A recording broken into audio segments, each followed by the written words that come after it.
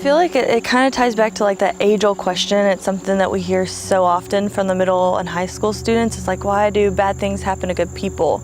And it kind of goes back to that and questioning God's nature, which God is love, and his nature doesn't change towards us. And so when those bad things are happening, or even you've heard people talk about it, unfortunately, on the news or whatever, or on Facebook, saying like, oh, these bad things that are happening to people is God's judgment towards them.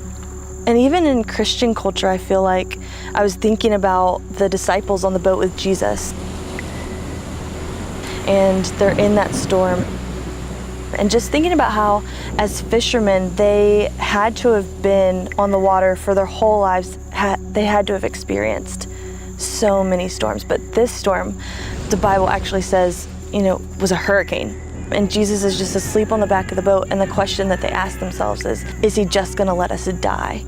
And I feel like when we go through those things that are like the toughest point, the most suffering that we've ever had to deal with, or whatever it may be, it's like, is he just going to let us die this time? Is he not going to come through for us this time? So they wake Jesus up in the back of the boat. And he wakes up and he calms the storm. And really in that moment, it's so comforting, because I'm not always full of faith. I'm not always the most trusting in those moments, because it's hard. I'm human, and the disciples were too, and they're sitting there like literally with no faith after having seen Jesus heal people of leprosy and heal even Peter's mother-in-law at this point. And even in 2 Timothy, it talks about if we're faithless, does that mean that God isn't faithful? And it's like, no, because he can't disown himself.